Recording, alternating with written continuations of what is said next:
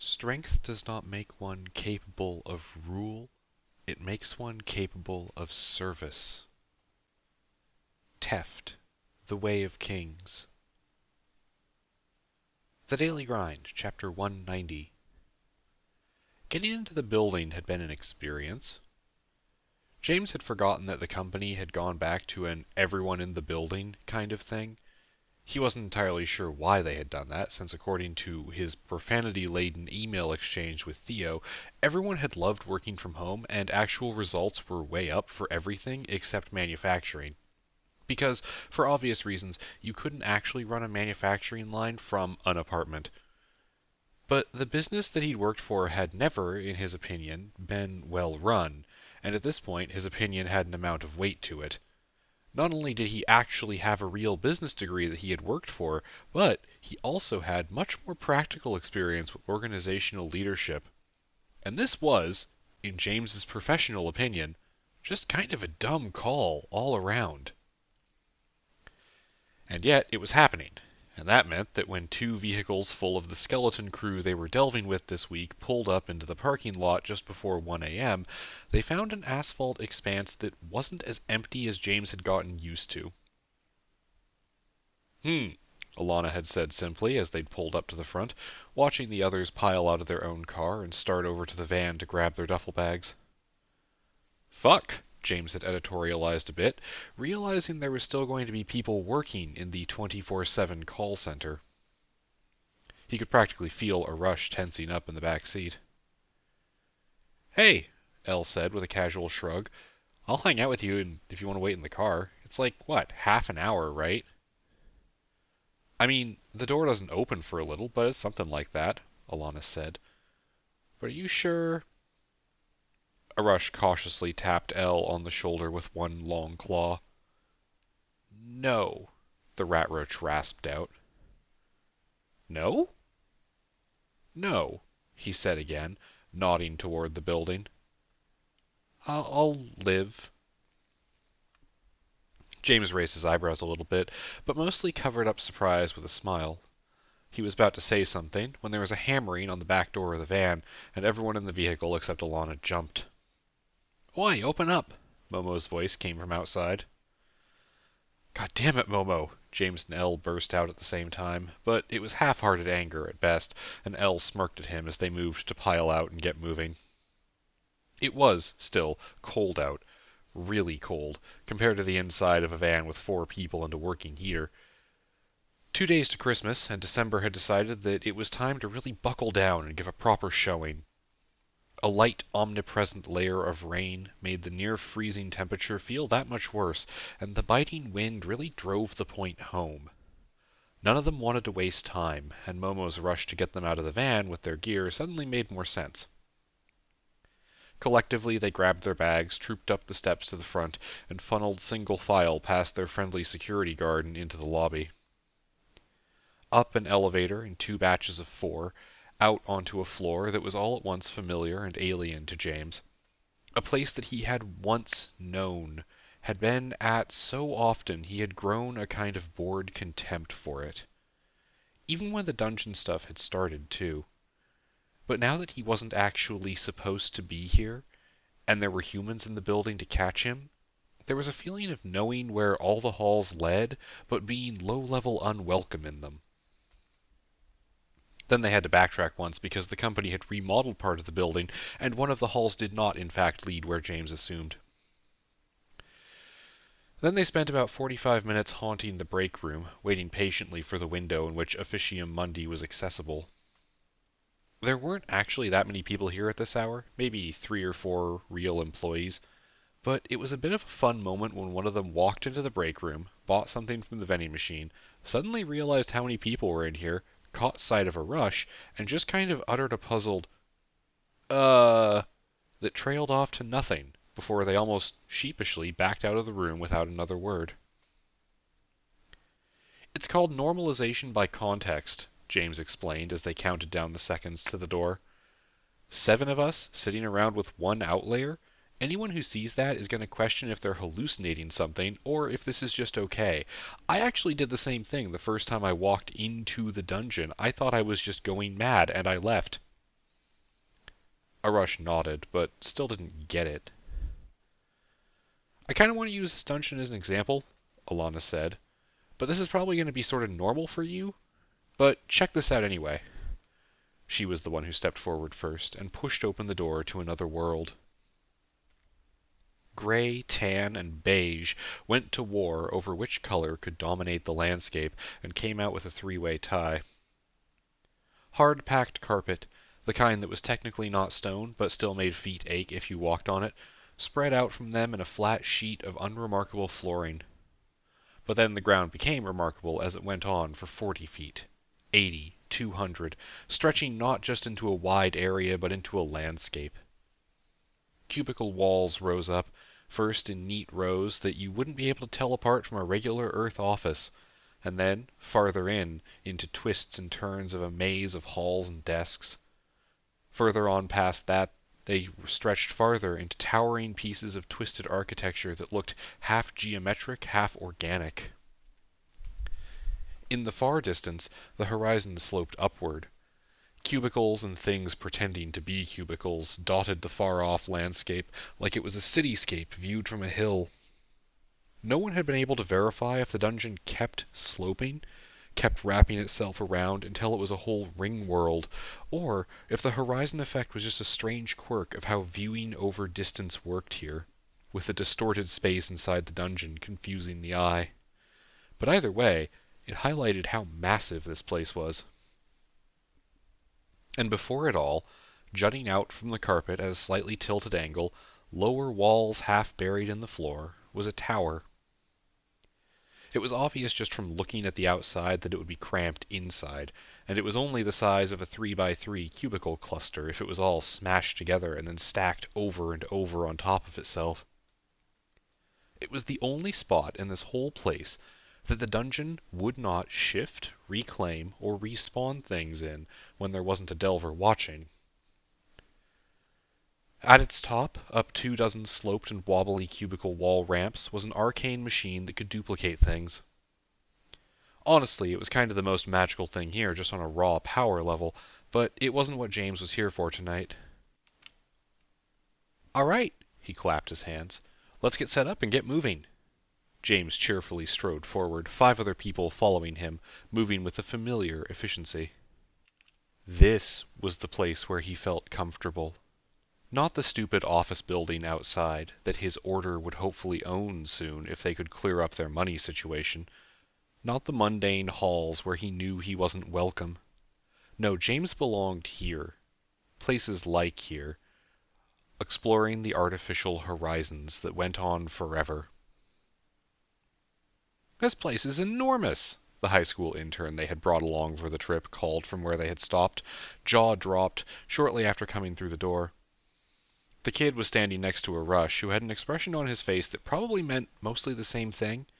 His neck craned to look upward at the distant sight of the horizon, barbed antennae bobbing on his head and tapping against the back of his own neck.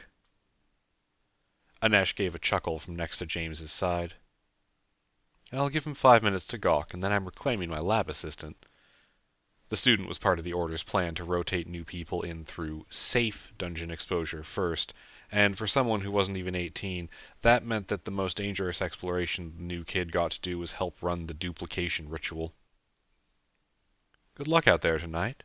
Anesh leaned in and shared a kiss with James before slipping around his partner and landing a similar strike on Lana. "Have fun shattering the economy," James called after Anesh as he and the others headed up the tower's internal ramp, carrying a small case with a deployable orange totem and another with as much platinum as Karen had been able to purchase on short notice. Momo and Alex had tagged along today, and James was pretty sure it was so they could argue about orb metaphors without anyone in the lair interrupting them. Meanwhile, his crew was getting ready. Elle and Alana were busy helping each other slip the increasingly personalized body armor that Order Knights wore on, double-checking their emergency supplies and limbering up. And after he doubled back to nudge Arash to come join them, James did the same, making sure to secure the well-stocked medical kit in his pouch, hanging from his own armor, before he got around to loosening up his legs too. Compared to the rest of them, Arush's armor looked the most different.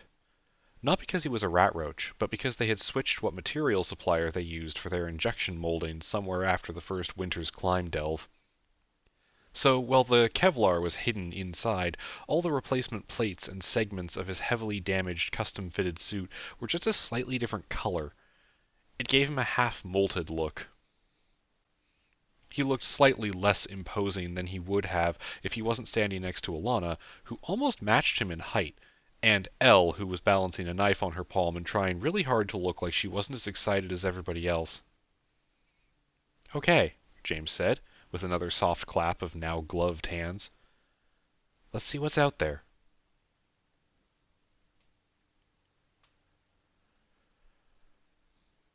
It took 6 minutes for them to get into a fight with a potted plant. It started out trying to choke Elle when everyone passed by. She reacted first with wide-eyed panic, and then with the determined struggle to flip her knife open and slice the vine away from her throat. Elle got another 2 good, furious stabs in on the plant that she felt personally vindictive toward before James noticed she was in trouble and cut it in half at the base. It was a pretty good start. +2 skill ranks. Program use. Microsoft Word. Formatting. Headers. Arush's first skill ranks were, as was tradition, largely useless. The 4 of them emerged from a cramped hallway one at a time, spreading out to form a semicircle without really thinking about it. Overhead, 30-foot-high spires of wall blocked out the distant ceiling lights, and small flashlights in the rigging on their armor illuminated the dark floor around them.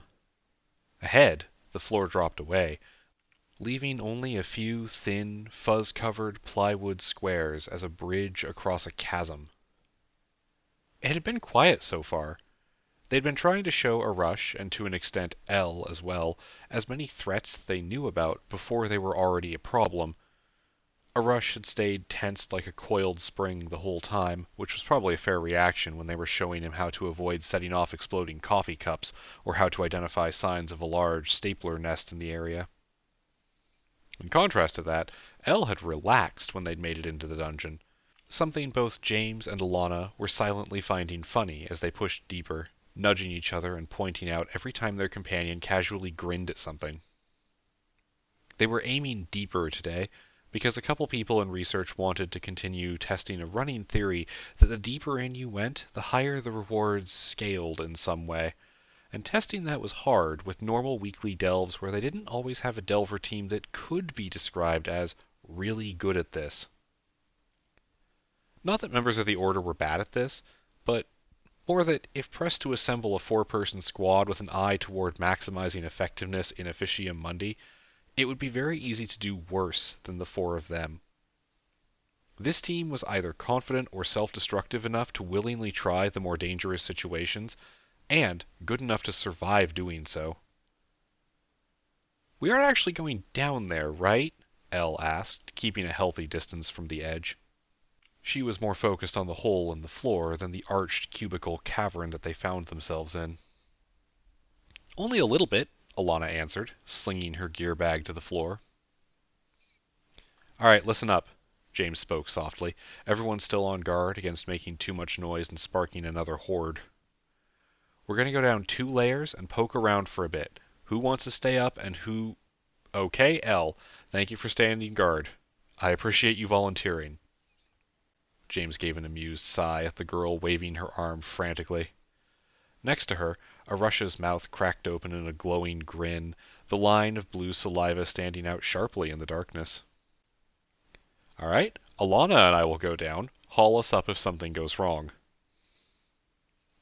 The knotted rope was tight in James's hands as he followed Alana down into the dark without much more preamble, sliding down slowly in short bursts as they made sure nothing was going to lunge out of the cliff face and try to eat them.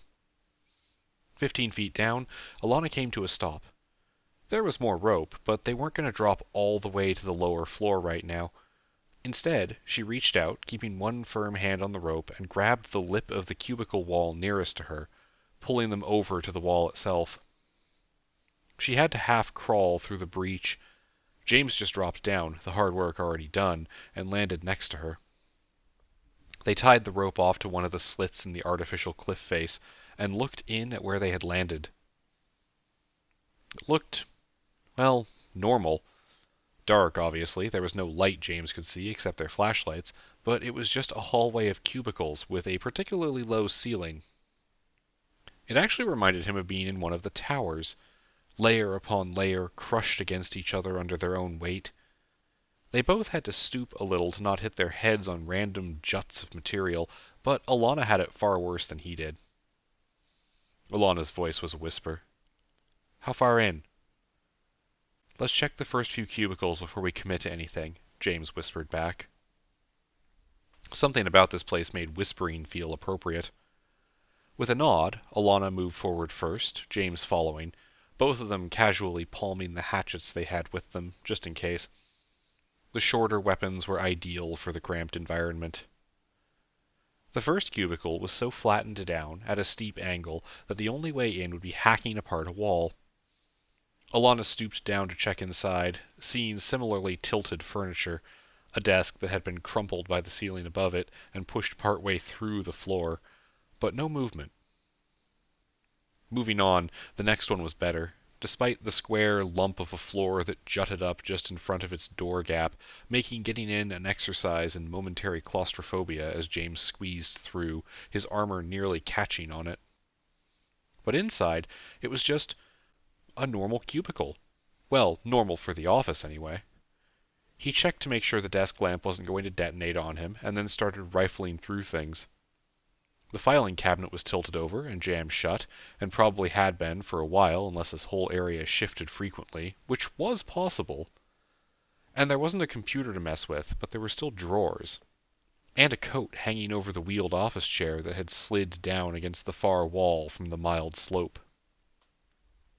It stopped feeling like a normal cubicle when James checked the coat and found not just a wallet, but also an Australian passport, and then a wallet bulging with cash and 10 different licenses, too.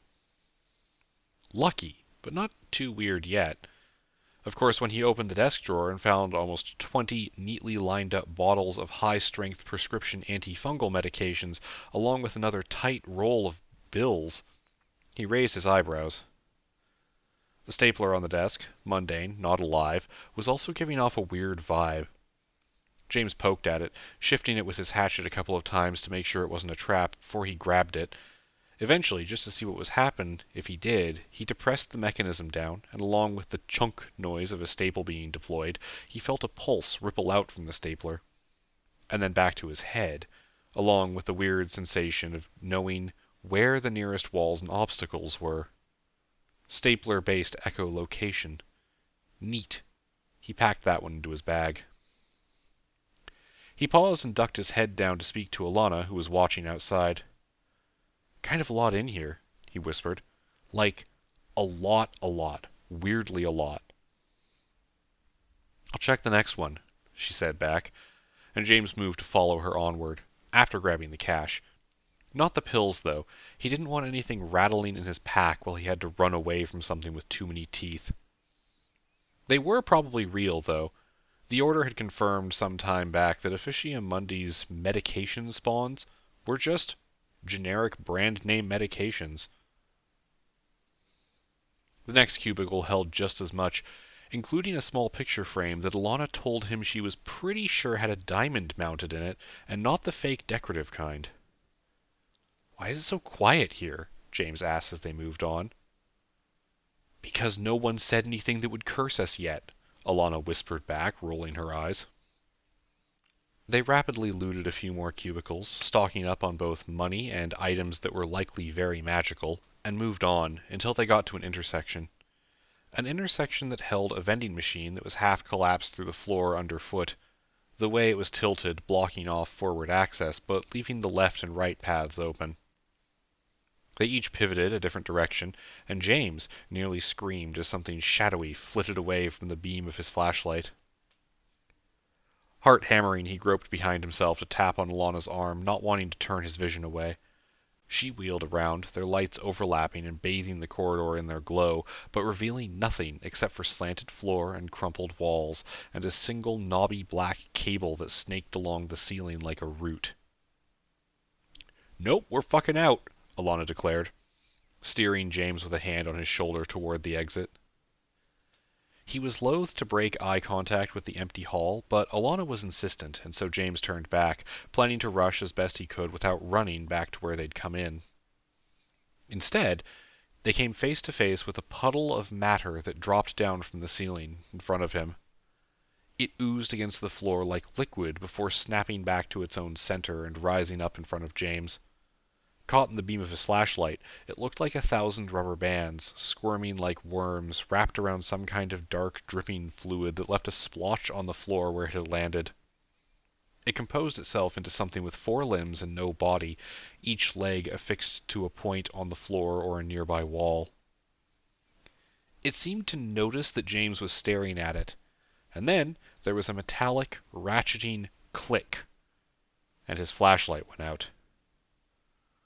"Alana!" James yelled, at the same time he blindly swiped forward with his hatchet. A shudder ran up his arm as he felt the blade bite into something rubbery, and he yanked back, shifting his feet to deliver a kick to where he suspected the thing's central mass might be.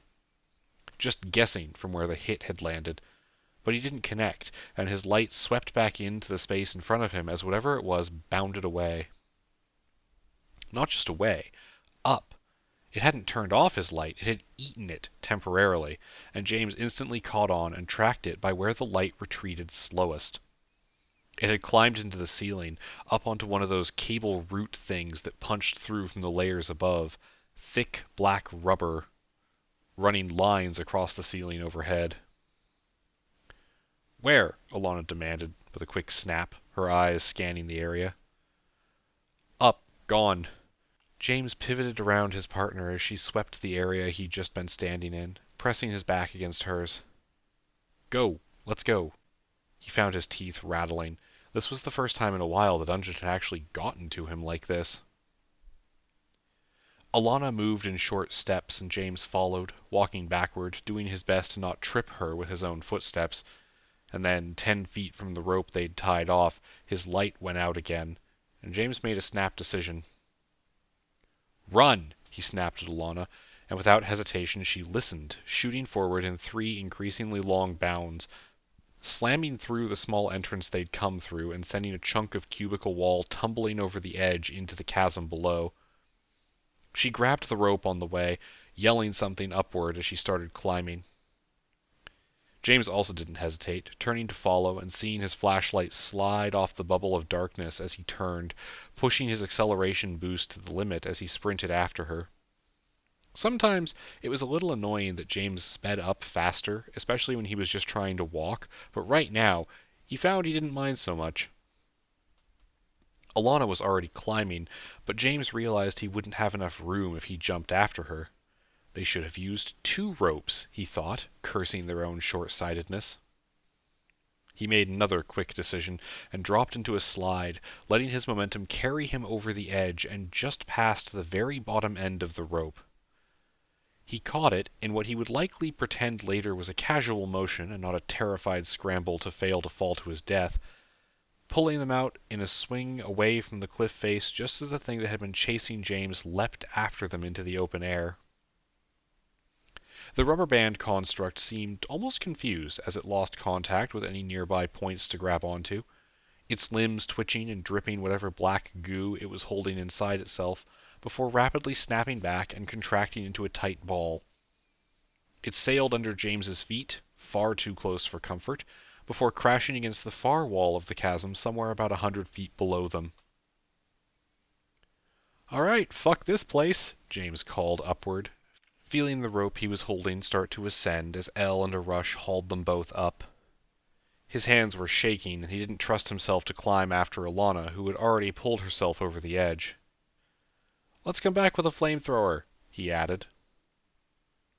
"I have a flamethrower," a rush informed James as the rat roach grabbed him with multiple hands, helping him over the edge and settling him to a seated position with 3 of his arms. What?"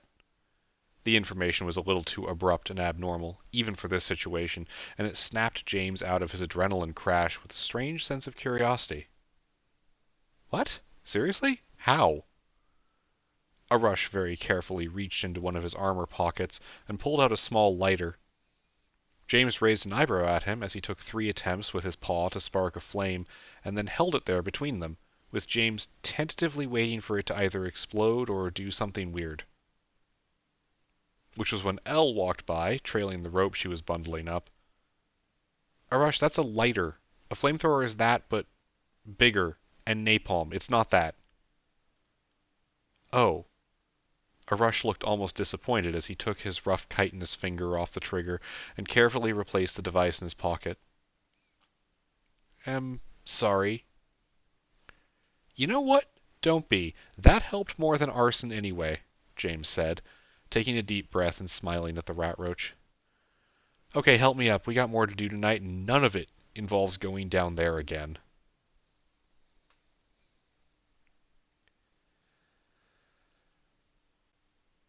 +1 skill rank. Athletics. Sport. Water polo. +1 skill rank. Operation. Wire production machinery. HSP 9200. Damn it! Alana grumbled as Elle cheered over winning their little wager. Having gotten the dumber skill, she politely stepped back with a bow, allowing the younger woman to take point for the next few halls.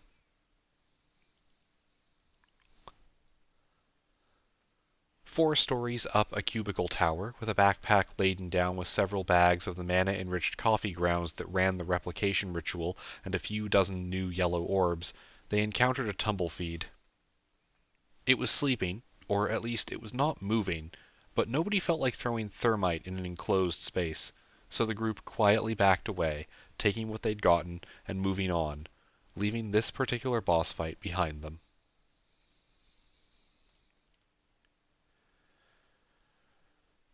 They were a half-kilometer from the carpet grass when the ambush hit. It was, by James's standards, not even in the top 5 ambushes he had endured in his time delving. If he had the time, he would have written a professor's note to the creatures trying to kill them to see him after class. Not that the ambush wasn't something that was a problem, it was just that James could see so many small ways it was destined to fail. A solid 4 out of 10. They were moving through one of those areas of low walls, 2x2 pods of cubicles where you could actually see everything for a couple 100 feet around if you were tall enough. There were some taller walls coming up, but beyond that, the carpet grass field stretched on for miles, and there was a kind of eager excitement to see what was beyond one of the farthest points they'd ever reached. The main thing to watch out for here were the traps.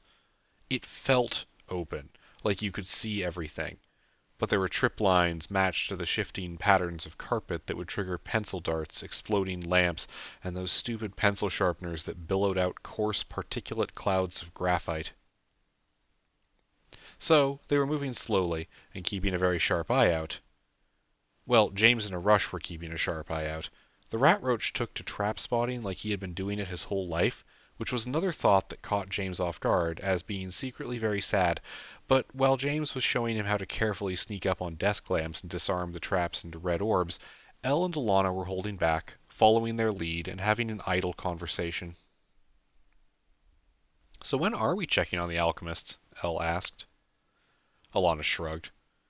"No idea," she replied. "When we hammer out an actual agreement, I guess? Might be a little while." "Bah," Elle snorted. "Just feels like it's always a while. Also, I want something to do that takes me out of the lair." Alana gave her a sympathetic look. "Your mom bothering you?" She's my mom. I'm required to love her," Elle stated. "That's not even close to true," Alana retorted. "Well, I do it anyway," Elle shrugged. "But yeah, she's also just the worst sometimes. She keeps asking when I'm going to try to get a raise." "Do you want a raise?" Elle thought about it. "Kinda?" "Hey, James!" Alana called up softly, calling James to freeze and wince from where he was currently laid prone underneath a desk, slowly reaching up toward a lamp. Rush, keeping a close eye from around the corner of the cubicle, glanced back. When there was no answer to Alana's call, except for Rush hissing at her, she shrugged. We'll ask when he's not busy. It should be fine. Alright, anyway, I still want to help with this shit. The alchemist thing just seems kinda cool, and since the next route exploration isn't until after we sort that out, I'm spending a lot of time hiding from my mom. Elle made eye contact with a stapler 3 rows away, perched on the edge of the wall, and gave it the universal finger gesture for, I'm watching you. The little creature stared back before scuttling backward out of sight without any other reaction. It's not boring, it just feels like we're doing nothing. Aggressively. Hurry up and wait, pretty much. Alana gave her a sympathetic pat on the shoulder. And yeah, I get you. I mean, it sucks, right? It does. I feel guilty just doing this, and I hate it. If I'm going to feel guilty, I should at least do something to earn it, Elle grumbled. Alana laughed back, trying to keep it quiet. I mean, it's not like we could do anything else, and this does help, even if it just makes us stronger. I mean, hey, at least when we're needed, we can use what we got. Yeah, maybe I can get another heart, Elle said, almost sarcastically. Which was when James had chosen to slide out of the cubicle and flick the red orb he'd extracted at Alana's head in retribution for her almost interrupting, causing his partner to stick her tongue out at him as she knelt to grab it up and put it in a pouch. How is the extra heart going anyway? He asked Elle. That seems like one of the most that could have some ramifications kind of purple orbs we've ever gotten. Oh, I feel pretty good. She flexed her hand a few times. I think it's basically just blood doping, but all the time, which is kind of fine. There's not, like, long-term problems there? James asked, concerned. Shouldn't be, Elle cheerfully answered. Not as far as I looked up, anyway. Did you not see a doctor? James asked slowly. Elle snorted at him. Dude, you know I don't have health insurance. Yes, you do. Everyone in the Order does, James answered. He had filled out paperwork for that. Oh, well, I forgot. Elle looked defensive, trying to slide past him to keep moving. Come on, let's go find some adventure or something. You like adventure, right? Go to a doctor, James and Alana ordered her together. Even a Rush grumbled at her, folding his arms over his chest. He didn't know exactly why she had done something wrong, but if everyone was concerned for her, then he wanted to be in on it too. Which is when a Rush had noticed something. Being watched, the rat roach pointed out to James, and the whole group stopped making jokes and stopped talking in an instant, following the track of a Rush's eyes and one pointed claw. There was a Strider on a wall 2 rows over, staring at them. The girls untensed at the sight, but James didn't. They'd seen Striders and the electrically charged computer mice that someone had started calling Volts around all day, but none of them had engaged the team.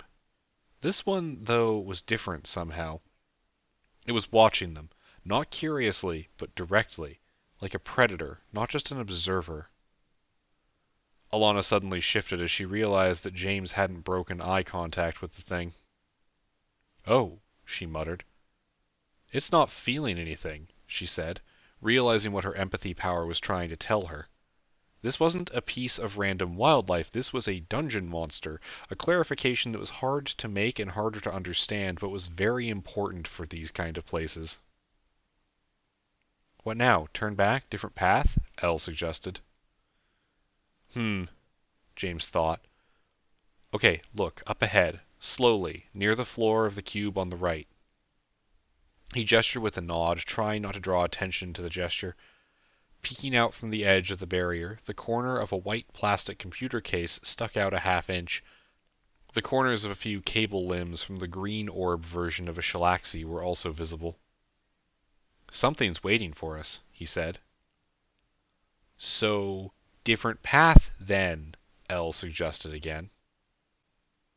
I mean...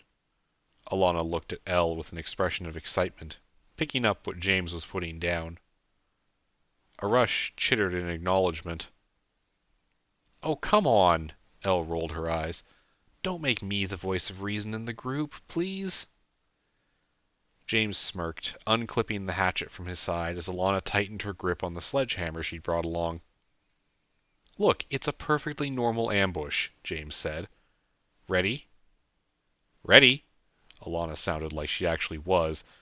Elle just sounded resigned. Either way, when they dashed forward around the corner and James toppled the first 2.0 that was lying in wait for them, the whole group moved together. On the other side of the hall, Alana and Arush swept the other cubicle, and James heard the crunch of plastic as his partner took out something similar to the writhing electronic creature that he had pinned down. He raised his hatchet and brought it down as hard as he could on one of the non-curved spots of the Shalaxi's surface, trying to keep the creature rotated so that the painful lasers it had mounted in its front case couldn't lash out at the parts of his skin that were exposed. One hit, then another, the second one slipping off, and then a third before he had a good crack along its casing. James shifted his gloved hand, yanked back the plastic armoring, and got a half-strength swing buried into the internals of the computer creature, before its thrashing geometric cable legs dragged it away from him, almost yanking the axe out of his hand.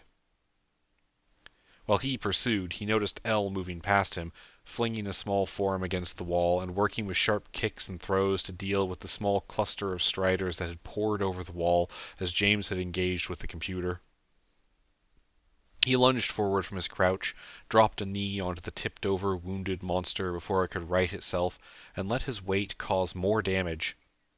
It dinged furious, screaming error messages at him, setting small fires on the hard carpet with its lasers while it tried to fight back, until James hit it a few more times until it went silent. To solidify the kill, a green orb popped into existence, half buried inside the shattered casing. From the other cubicle, Alana called out an all clear, and after helping a struggling Elle grab a strider that was trying to climb up her back and smashing the stapler into the nearest desk a few times for good measure, James did too. Elle was shaking out her hand, trying to somehow banish the bruise from where a strider had tried to bite through her glove through sheer force of will, stepping back from the scattered bits of smashed chitin from the group that had been lying in wait for them, when another actual ambush hit.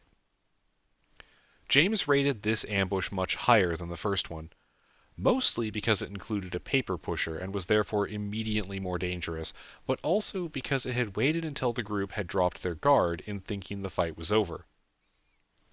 The paper pusher leapt over the low wall, the false arms of its suit shifted forward like it was running on all fours, followed by another of its kind.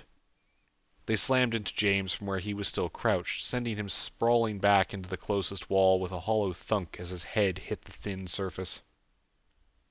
One of them pounced on Elle and was in the process of dragging her down, while the other had run out the door of the cubicle. James coughed, trying to drag himself up as he struggled to recover from having the air knocked out of his lungs. The inhumanly blank face of the paper pusher staring down at Elle with a complete lack of concern as she frantically tried to stab it, rolling rapidly to avoid letting it get a grip on her, caught his eye as he got himself upright. These ones were obviously of the stronger style, probably green orbs themselves, and James needed to move if he was going to help his friend. Arush got to it before he could, though, the rat roach coming over the cubicle wall from next to them, springing off a desk and clearing the low barrier without consideration. He crashed into the paper pusher on top of Elle at the same time that James got his feet under himself. When the stuffed shirt rotated an arm 90 degrees in its shoulder socket to snatch the wrist of Arush's arm that was currently holding a weapon, the rat roach didn't actually hesitate. Instead, he just widely opened his mouth and heaved a glob of glowing vomit onto the creature. Arush's internal fluids were significantly more caustic than a human's. Against the dragon, in the Winter's Climb, he'd been able to soften up stone to the point that he could pulverize it. Against something that was technically made of paper? The stuffed shirt went limp in seconds, corrosion eating it away. Its grips on both Elle and Arush dropped away to nothing as it slumped forward, its cardstock body caving in as the dust inside it turned into a slurry. Without hesitation, James swung around the cubicle door to where Alana was currently in a fistfight with their other ambusher, her sledgehammer abandoned somewhere else. It wasn't facing James, so he grabbed it by the neck and executed the most aggressive judo throw that he knew how to do, which was absolutely not what you were supposed to do in competitive judo, but when disabling your opponent meant decapitating them, James figured being sporting about it was kind of off the table. He started to say a word and realized that what had come out was breathless gibberish. So he stopped trying to talk, sucked in another breath, and then one more, before he looked around at their group, who were all similarly panting. "Okay, any more?" James asked. "You're never fucking allowed to walk into ambushes again," Elle yelled at him, way too loudly, from where a Rush was helping her up with one paw. "Sorry," the rat roach spoke wetly, wiping at the corner of his mouth. "Why?" Elle asked without thinking. "Supposed to be learning to fight better," a Rush rasped out. James and Alana shared a glance with each other, and then looked back at the taller Delver. No, James said with an approving nod. "You're supposed to be learning how to fight without breaking your own arms. How are your arms?" Fine, a Rush admitted. "Great. Good job. A+. James leaned over and patted him on the armored shell of his back, trying not to wince as a Rush flinched at the contact. "Someone grab the orbs. Let's get the hell out of here. I need to find a place to sit down for a while that isn't prone to being randomly assaulted."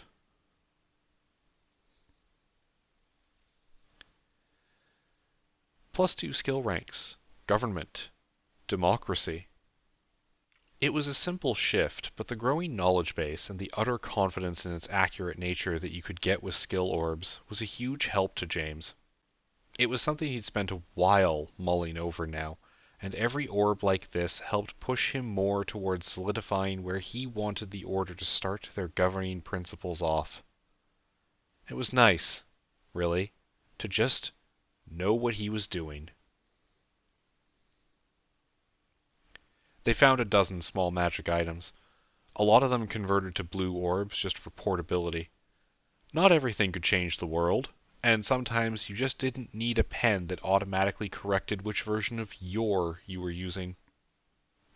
But sometimes you found a coat that made you feel stronger when you wore it. Sometimes you found a folded birthday card on the edge of a desk that let you see how your closest loved one was doing right now. James didn't touch that one for romantic reasons. Sometimes you made space for the lunchbox that felt like electrified salt, whose purpose you couldn't yet determine. They found the space in their backpacks that they needed, and moved on.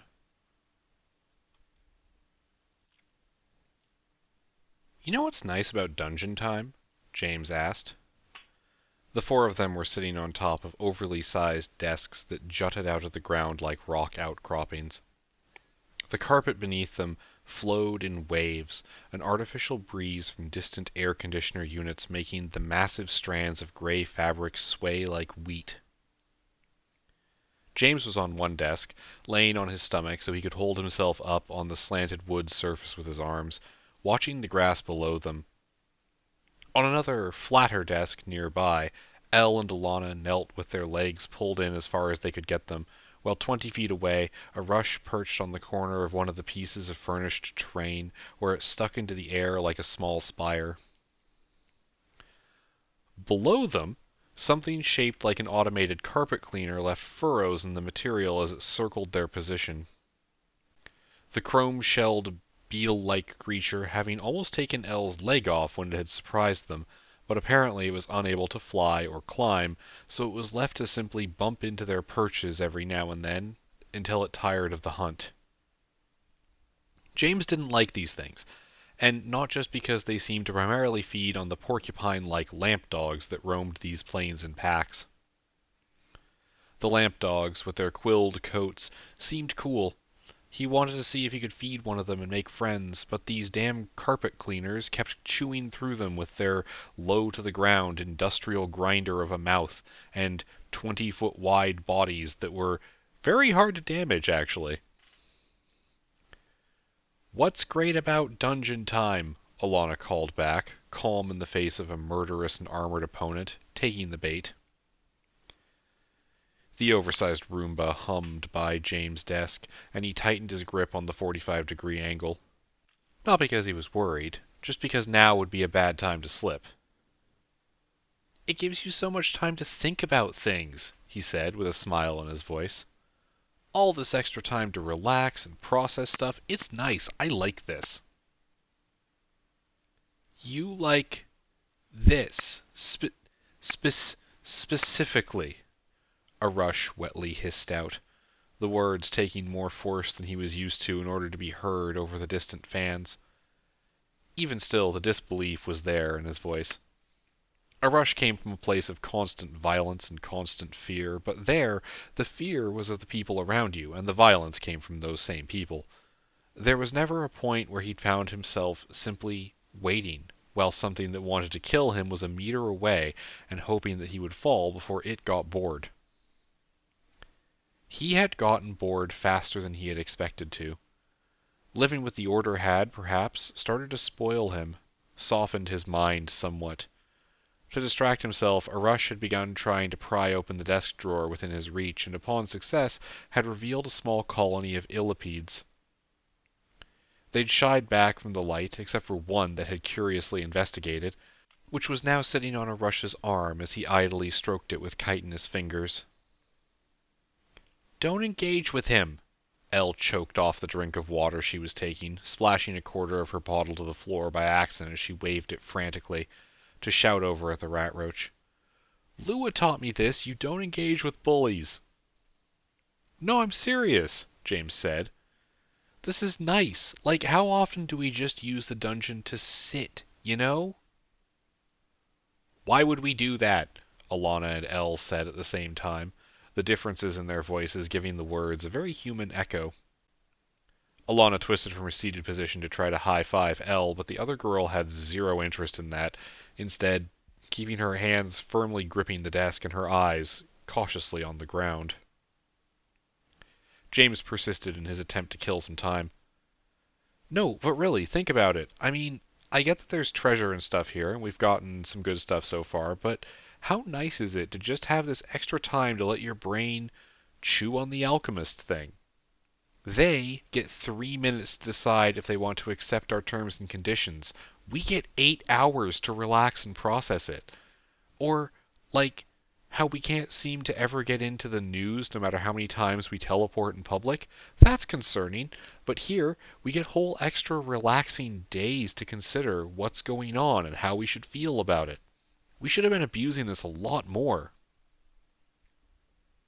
"He thinks this is relaxing," Elle said to Alana in a disbelieving voice. "Your boyfriend is relaxed." "I think my boyfriend is paraphrasing Tremors," Alana said back. "The good one, the one with Kevin Bacon." She leaned back into Elle, taking a deep breath. "How long do we have left in here, anyway?" Elle checked her watch. "Hour 10. We gotta go. We can't just sit here for a week while Zoomer down there waits to eat our feet." "I could distract it," Arush offered in his slow voice, taking his time and deep breaths to speak to them as he looked up from the friendly Illipede. "Absolutely not," Alana said. "We can just shoot it, if we really need to. Even if it's loud, that's still an option. But you're not bait. Stop doing that." Alana left out that the thing had already just shrugged off getting nailed by a sledgehammer, so shooting it might not actually do anything. Still, she wasn't in a hurry to see if the Roomba liked the flavor of rat roach. Arush made a noise like he was about to start apologizing again when James shouted something, ruining Alana's point about noise. "Hey! Hey!" he yelled. Everybody glanced over and saw James pulling himself up on his desk so he could wave frantically with his free arm, bracing himself so he could flail around. Following his line of sight, it became clear quickly. There was a small pack of those lamp dog things, the ones with coats of razor-pointed pencils, digging their own low furrows through the tall carpet maybe 100 feet away. "Don't get their attention!" Elle hissed at him, just barely heard over the rustling in the breeze and James's own yelling. "No, he's trying to warn them off," Alana said, suddenly realizing. "Because... Yep." She hopped off the desk, drawing a quick flinch from Elle. Roomba's gone, let's fucking go. Run, dogs! James yelled. Because running was about the only good option right now, just like it was for the Delvers. He let go of his desk and let gravity slide him down to the floor, landing in the soft, packed-down carpet at the same time as a rush. Let's get out of here. He pointed back the way they'd came, and everyone started moving in one of the few ways that you didn't normally get to in any dungeon. At a full sprint. The carpet tugged at their legs as they retraced their trail back out of the biome. If they hadn't had a semi-clear path out, this would have been a terrible idea, but as it stood, it was still dangerous, but not nearly as bad as it could have been.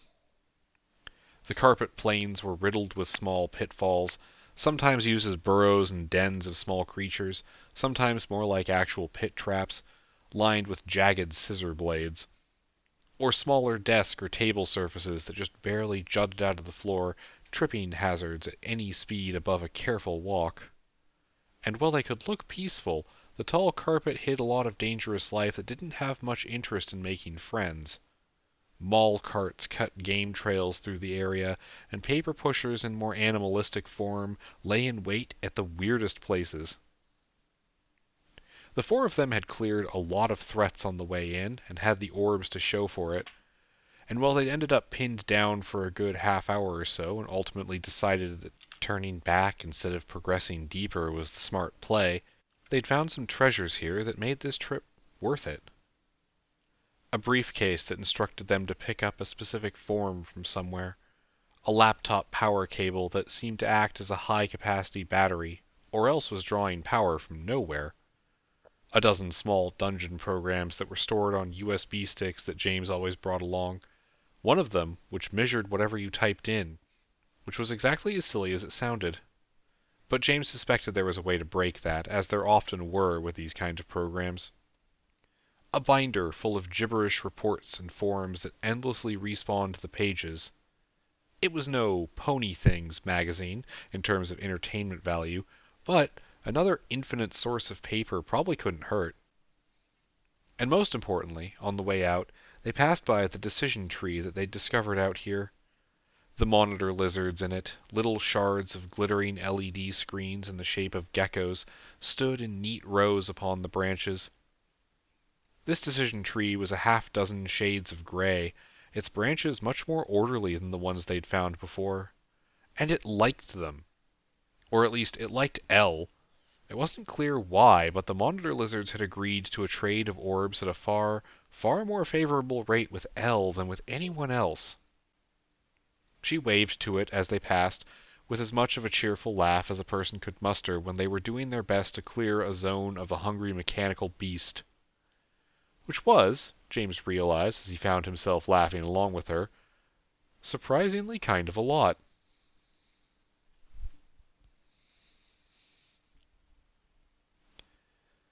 +1 skill rank, medical, physical therapy, leg. +1 skill rank, cooking, spice balance. +1 skill rank, reading comprehension, statistics, sociological. Arush's next few skills, as the number of staplers and post-it note masks that tried to kill them mounted up, were much more useful than the first orb he had cracked. +1 skill rank, templating, advertisement, grocery store, Berlin. Many of Arush's next few skills. Not all of them.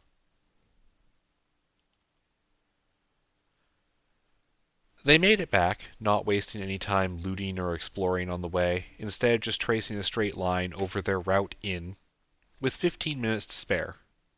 Which is to say, 15 minutes past their normal buffer of time to make absolutely sure no one got trapped in here. Technically, they wouldn't be trapped. There was always the option to telepad out, but something about teleporting out of Officium Mundi made people violently ill. James suspected it had to do with a time dilation, so the Order endeavored not to do it whenever possible, just in case it had long-term health effects. That time buffer also got eaten up faster than relatively new delvers like L or Arush might have expected, as they all stripped off and stowed armor, replaced gear, made notes on how many bandages and packets of burn ointment they had used up, and handed off some of their loot for a last-minute duplication run. "How were things tonight?" James asked Anesh, as his boyfriend hustled down to the base of the tower where everyone else was waiting with the last duplicated case. "Good, good. It was good," Anesh said, a little out of sorts. "Good, we have, 600,000 American dollars worth of platinum in the compressed space that Alex is carrying, so that's good," Anesh added with a kind of deep economic panic in his voice. "Jesus, what?" Elle choked, overhearing the number. Alana glanced at her.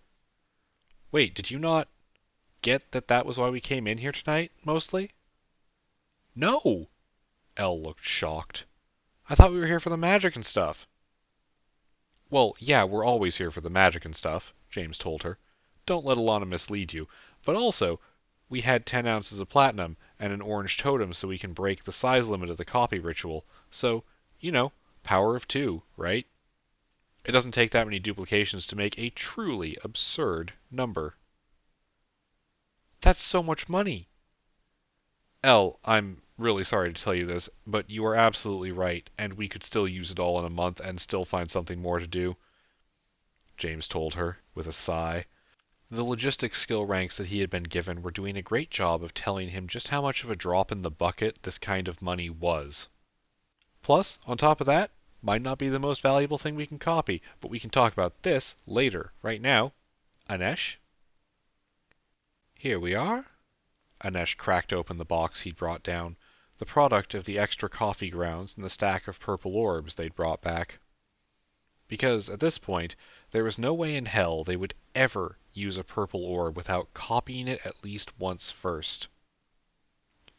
They brought back 36 purples, the result of saving most of their yellow orbs in case they found a decision tree, which they had, and Anesh had rapidly labeled them, crammed all of them into one of the special cases they used to copy stuff, filled the empty space with whatever was lying around, and then run off a duplication.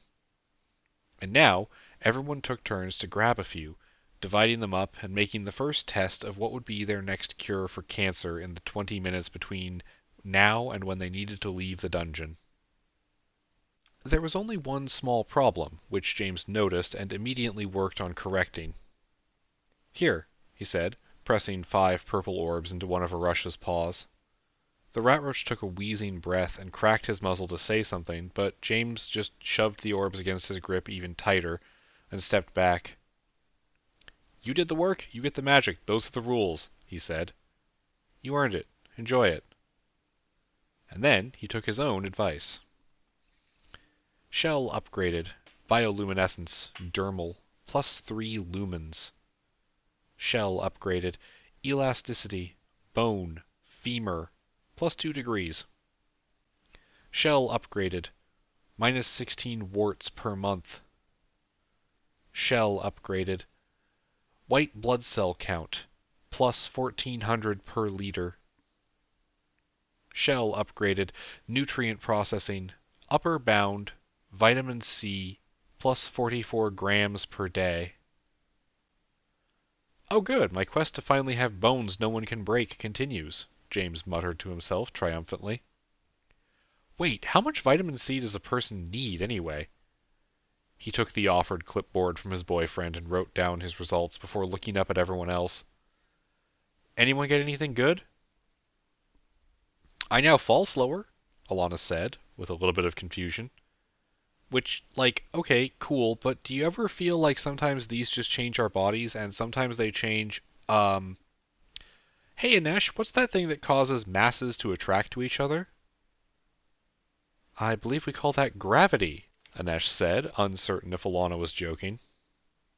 His face turned from confused to exasperated as Alana nodded gleefully. "Yeah, that!" "Well, I got tolerance for sour flavors and less back pain, so I refuse to complain," Anesh said, not pressing on the gravity quip. "Anyone else want to share?" "Hey, what's proprioception?"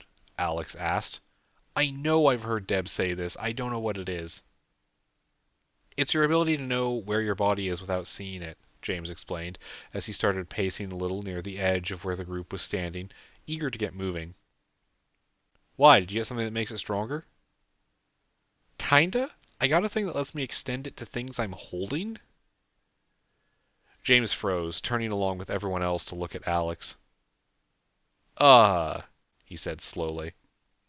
Yeah, okay, that's... Wow, you're gonna have to tell me how driving feels now, he said. Elle chimed in, too. Also, don't just tell me, give me a copy of that. That sounds fucking awesome. Anyway, anyone else got something good? Momo? Momo's shaking her head. Momo got something embarrassing. Okay, fun. Arush, how about you? James paused, seeing the rat roach still standing still, staring at his hand that had just held a series of purple orbs. It looked like he was struggling to breathe. Arush, you okay? The tall figure held up two of his hands, another one clutching at his chest, before he straightened his back and gasped, sucking in a deep breath of air that swelled his chest, the loose hoodie he had taken to wearing straining against his body. And then he spoke, voice still rasping, but steadier now. Accelerated lung growth. And He paused and stared at the backs of his arms. Triangular head cocked downward with a sharp angle to focus his mismatched eyes on his own limbs. It took away the pain. These arms don't hurt. Anesh stepped closer and quietly got Arush to repeat exactly what he had been given, and it quickly became even more clear that purple orbs, specifically, changed from species to species. Shell upgraded. Lung capacity. Growth. Plus 1.2 liters per month. Shell upgraded. Fang regeneration. Plus 12% faster. Shell upgraded. Nerve control. Left arm. Plus or minus 117,200 signals. Shell upgraded. Taste range. Growth. Plus 0.1 sensation per year. Shell upgraded. Jump height. Vertical. Plus 3.8 feet. Okay, they sort of changed from species to species. That last one was typical purple orb bullshit all the way through, human or otherwise. James actually had a personal theory that if a Camerconda ever cracked that orb, Officiamundi would give them jump height too, just to be snarky about it. Anesh and Momo instantly started a quiet conversation about testing purple orbs against different species, and wondering how far the differences would go. They'd never pushed it with the Camercondas or other dungeon life that didn't want to risk more of Officiamundi's notice. But here, the changes stood out as being just different enough that there was the possibility for a very strange future ahead of them. James, of course, focused on the most important part of that discovery. Giving Arush's antenna a friendly ruffle and getting a shake of the head from the taller rat roach, he cracked a grin. Okay, so you can taste stuff better now, and this is very important. Why? Arush asked instantly, all of his misaligned eyes narrowing, mostly in unison. Oh, right, 4 other people said, all at the same time. Because, James told him, and to be absolutely clear, you are allowed to decline this invitation, but there is one very important part of the ritual of these delves that we haven't gotten to share with you yet. His smile was infectious, for everyone except Arush and the new kid who had no idea what was going on anyway. And since apparently you couldn't taste things like us this whole time, it'll be even more interesting to see if you like diner pancakes.